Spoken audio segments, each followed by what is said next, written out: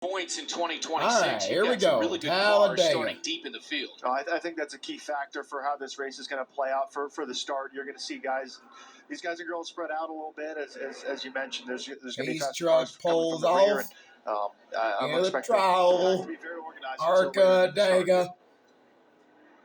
Let's do it. And again, Will Kimmel in the 69 has to start 39th. He felt like he had To a the very restart good zone. Dega, let's go! Racing!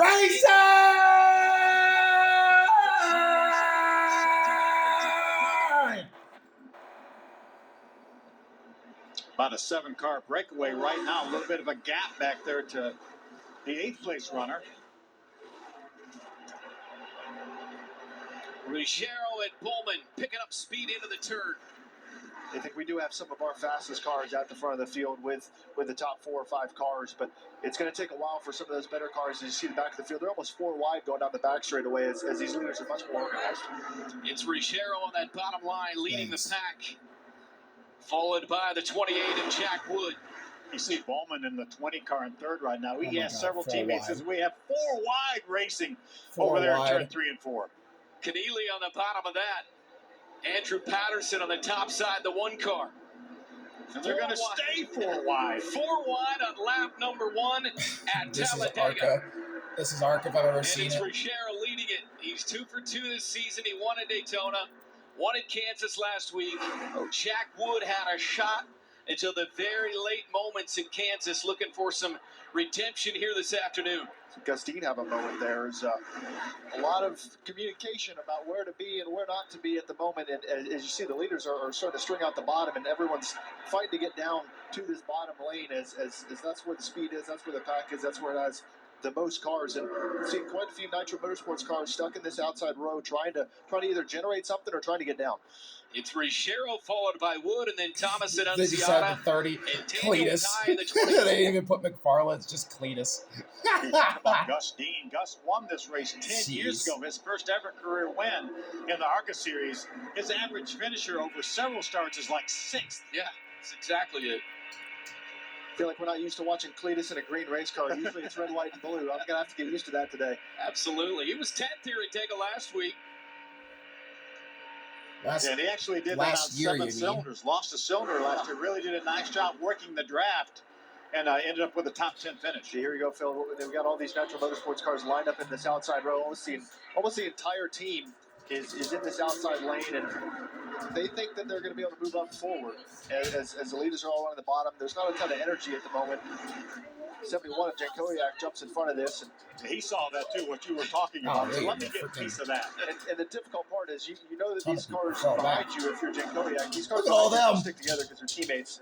That's either good because they're going to push you to the promised land, or it's real bad because they can hang you out whenever they want. And they do have a good relationship, Andy Jankowiak, along with these Nitro Motorsports guys. I know they've worked together on a number of occasions, so we'll see if they stay in line. You see, there's already been a gap formed kind of from this front 6 cars to this 2 wide. These 2 wide cars are going a little bit slow as these leaders are breaking away. And it's Jason Kitzmiller, the final car in that front pack, and he's coming off a nice race.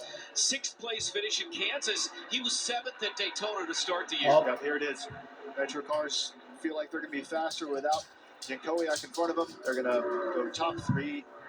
And bye-bye, Andy J. Send them right back to the back. Yeah, so much for their buddy, Andy Jankowiak.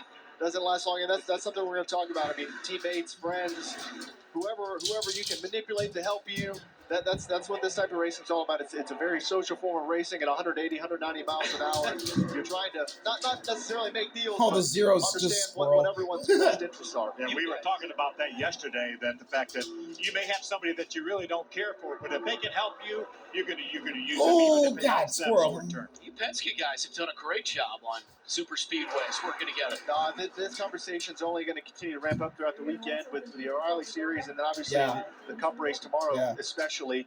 That's what it's going to take to be able to win these races is teamwork. Qualifying got rained out for the Cup Series. How big of a deal is that for you to not have the opportunity to get in the race car until the race on Sunday? I think for us, it's pit selection. You know, you don't have the opportunity to earn that. Obviously, in the Arca Menard series, you kind of have the non-competitive stops, so it's not as critical for these guys and girls to not have that pit selection. But for us, the pit strategy with a much longer race is super important. Well, we talked about friends, and Ruggiero made it clear, we talked about it in the Open, that number 18 car does not have many friends after that late wreck that he caused last week on his way to the win. Yeah, this number 69 car, Will Kimmel, does have a lot of friends, though. He had a traumatic moment yesterday during our short practice session. The practice session was only like 5 or 6 minutes, but he had exploded an engine. Let's take a look Frank, back. it's Will Kimmel, you knuckleheads. Fire here. Oh my I God. mean, catastrophic engine failure, and that is the only engine that Will Damn. and his Oh, he spun it out. brought with them.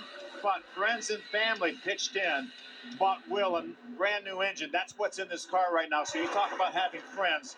Will Kimmel and his dad Bill had a lot of friends, and that's why he's out here already from the very back up to the 16th spot. Yeah, 39-16, and to your point, for these teams, there's not nearly as much in the bank account, $64,000, so that is big to be able to buy that engine and have some friends and family. To Phil's point, pitch in, and he's halfway through the field already, and we are only at lap number 7. Well, Gio's leading the way.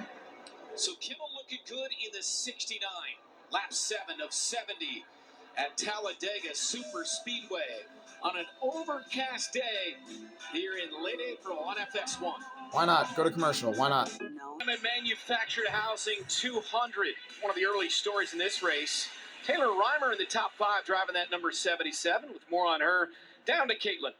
Yeah, guys, had a chance to talk with Taylor earlier before the race. She's had very respectable runs so far this year, but hasn't really had the finishes to show for them. But one asset she feels like she has with her, of course, this weekend is having a lot of confidence in her crew chief, Kevin Reed Jr., who, of course, helped guide Lawless Allen to a win here at Talladega a year ago. But the other thing I talked to her about was all of the people who have come forward to help support her racing endeavors. One of them being NASCAR legend Hart Barton was one of the people who came on board as a sponsorship role for the weekend for Taylor Reimer. So she says that support has been very meaningful for her to see the good people who want to partner with her and be a part of her racing, guys. Absolutely, and to your point, she has had some. I'm sure Corey Haim helped her out too. 30th and a 32nd, but right now running inside the top 5.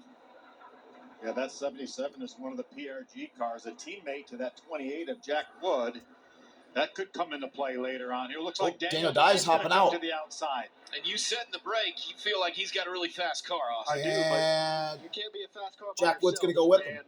And, Jack Wood likes the idea of being able to get around Gio Ruggiero. As you see, Jack Wood moves up in front of Daniel Dye, but with a 10-car breakaway, I mean, look, you can't even see a single car behind this group. It's like they're having their own little race out here. But obviously, with 65 multi-class Arca racing, this is an interesting move, and curious to see what Jack Wood and Daniel Dye are able to do with this run. Taylor,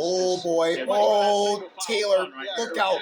No, the other drivers seem to be interested. You know, these two Nitro Motorsports cars that we had 4 of them. They were together. We lost 2 of them. They're way back there, and they want to move up through this 10-car pack. How about the tail end of this lead draft right here in 10th? That black car. A black car and an Earnhardt at Talladega. Some magic there. Bobby Earnhardt, talked to him yesterday in the garage here, and he was so excited about being here. He said Daytona was his all-time favorite. The fact he wanted to race Daytona, he was able to do that. Had a top 10 finish in this car, and here he is at Talladega. He said that was next on my list.